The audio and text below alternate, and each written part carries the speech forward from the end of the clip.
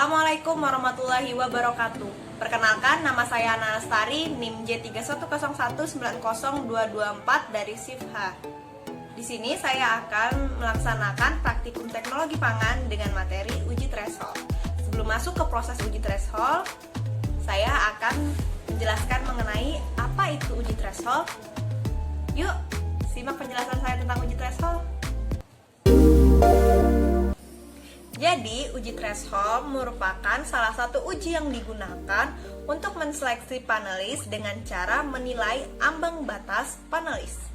Maksud dari ambang batas di sini yaitu tingkat rangsangan terbesar yang masih dapat dibedakan intensitasnya. Nah, pada uji kali ini saya menggunakan larutan gula dengan konsentrasi tertentu sebagai sampelnya. Jadi, bedanya uji threshold dengan uji seleksi panelis ialah dimana pada uji threshold panelis tidak diminta untuk mengurutkan konsentrasi dari suatu larutan. Nah, pada uji threshold ini penguji sudah mengurutkan konsentrasi larutannya dari konsentrasi terendah hingga konsentrasi tertinggi. Dalam hal ini, sini kita akan memakai larutan gula. Nah, panelis diminta untuk mencicipi larutan gula. Kemudian, panelis akan berhenti mencicipi larutan bila sudah merasakan rasa manis pada urutan sampel tertentu. Sehingga disitulah ambang batas dari panelis diukur. Setelah mengetahui apa itu uji threshold, yuk kita masuk ke proses uji threshold. Baik, saat ini di hadapan panelis terdapat 5 sampel larutan gula, di mana setiap sampelnya memiliki konsentrasi yang berbeda. Dimulai yang pertama yaitu ada larutan gula dengan konsentrasi 1%, yang kedua ada larutan gula dengan konsentrasi 2%, dan yang ketiga ada larutan gula dengan konsentrasi 3%, yang keempat ada larutan gula dengan konsentrasi 4%, dan yang kelima ada larutan gula dengan konsentrasi 5%. Nah, di sini panelis diminta untuk mencicipi sampel dari larutan gula. Nah, sebelum panelis mencicipi, panelis diminta untuk berkumur dengan air biasa terlebih dahulu, baik sebelum dan setelah mencicipi larutan, agar mulutnya bisa kembali netral. Nah, perlu diingat lagi bahwa air kumuran dan juga air dari hasil mencicipi larutan gula tidak boleh ditelan. Silahkan panelis bisa mencicipi kelima sampel yang ada di hadapan panelis.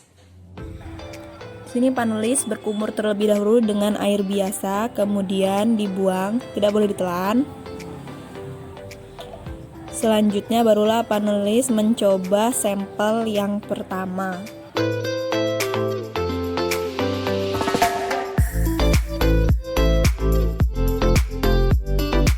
Setelah mencicipi sampel dibuang, tidak boleh ditelan. Barulah panelis menuliskan hasilnya. Di sini panelis belum merasakan rasa manis pada sampel pertama. Kemudian berkumur lagi untuk menetralkan mulut. Kemudian panelis mencoba sampel yang kedua.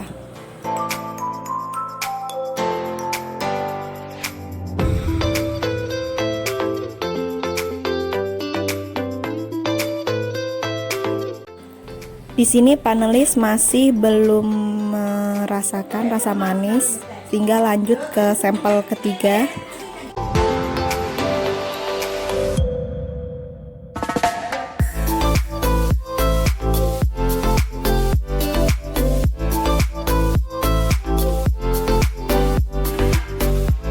Di sampel ketiga panelis sudah merasakan rasa manis, sehingga panelis berhenti untuk mencicipi sampel.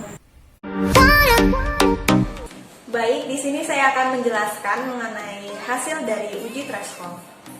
Nah, sebelumnya kita ketahui bahwa uji threshold adalah uji yang digunakan untuk menseleksi panelis sesuai dengan ambang batasnya masing-masing. Nah, di sini cara kerja dari uji threshold ini, dimana disiapkan beberapa sampel larutan. Pada kasus ini saya memakai sampel larutan gula dengan konsentrasi yang berbeda. Panelis diminta untuk mencicipi sampel dan nantinya panelis akan berhenti mencicipi bila sudah mulai merasakan rasa manis dari larutan sampel tersebut. Nah, apabila sudah merasakan rasa manis, panelis berhenti dan memberikan tanda plus pada urutan sampel yang dia rasa sudah bisa dia rasakan rasa manis dari larutan tersebut. Nah, selanjutnya kita masuk pembahasan hasil, dimana sebelumnya kan kita sudah mendapatkan data-data, kemudian data-data tersebut akan kita analisis di tabel berikut ini. Nah, sebelumnya kita akan bahas mengenai isi-isi dari tabel yang ada ini terlebih dahulu. Nah, di bagian sebelah sini merupakan variasi dari kode sampel larutan gula, dimulai dari larutan gula dengan konsentrasi rendah ke konsentrasi yang tertinggi. Nah, kita lihat pada panelis 1 sudah bisa merasakan rasa manis pada sampel dengan urutan yang ketiga, yaitu memiliki kode sampel 147. Nah, di sini kita akan menuliskan kode dari sampel yang panelis sudah bisa merasakan rasa manis.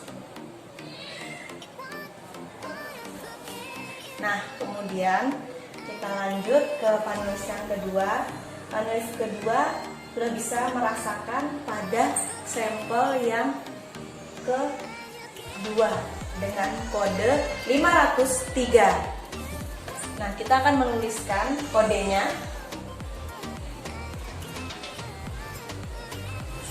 Kemudian lanjut ke panelis ketiga. Di sini panelis ketiga mulai bisa merasakan rasa manis pada sampel keempat dengan kode 641.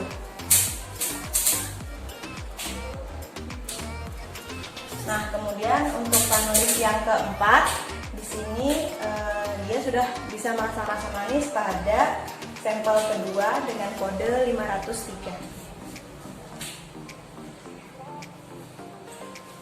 Nah, kemudian kita masuk ke panelis yang terakhir, yaitu panelis kelima. Di sini dia sudah baru bisa merasakan rasa manis pada urutan sampel keempat dengan kode 641. Di sini dapat kita lihat bahwa panelis nomor 2 dan panelis nomor 4 dapat merasakan rasa manis pada urutan sampel kedua, yaitu dengan kode 503. Nah, sebelumnya dari data yang kita lihat, panelis 2 dan panelis 4 memiliki kepekaan yang lebih tinggi dibanding panelis lainnya, dikarenakan pada urutan sampel kedua dia sudah bisa merasakan rasa manis. Sedangkan pada panelis yang nomor 1 dia baru bisa merasakan pada urutan sampel ketiga. Dan di sini dapat kita ketahui pula panelis yang memiliki tingkat kepekaan terhadap rasa manis terendah, yaitu pada panelis nomor 3 dan panelis nomor 5.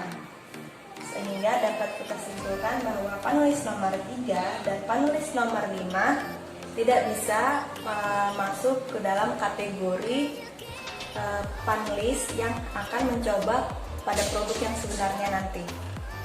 Nah, sini kita ketahui bahwa hasil dari panelis yang akan mencoba pada produk sebenarnya, yaitu panelis nomor 2 dan panelis nomor 4.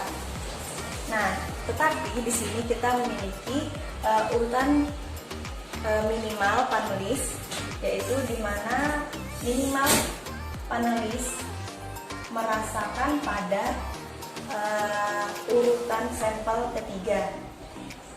Jadi panelis nomor 1 masih bisa masuk ke kriteria panelis yang nantinya akan mencoba pada produk yang sebenarnya. Nah, berarti dapat disimpulkan bahwa panelis yang berhasil lolos sebagai panelis untuk uji coba produk yang sebenarnya yaitu panelis nomor 1, panelis nomor 2, dan panelis nomor 4. Sedangkan untuk panelis nomor 3 dan panelis nomor 5 tidak masuk dalam kriteria panelis dikarenakan memiliki tingkat kepekaan terhadap rasa manis yang sangat rendah karena dia baru bisa merasakan rasa manis pada urutan sampel keempat. Nah, pada uji menggunakan larutan gula ini berarti nantinya para panelis yang sudah terpilih akan mencoba produk-produk yang berkaitan tentang intensitas dari konsentrasi gula. Misalnya saja mengetahui tingkat kemanisan dari suatu produk, misalnya biskuit atau sebagainya. Nah, bila para produsen ingin mencari panelis untuk mengetahui tingkat keasinan dari produknya, berarti nanti larutan yang dipakai untuk uji panelis yaitu larutan garam. Mungkin itu saja dari saya. Cukup sekian, mohon maaf bila ada kekurangan. Wassalamualaikum warahmatullahi wabarakatuh.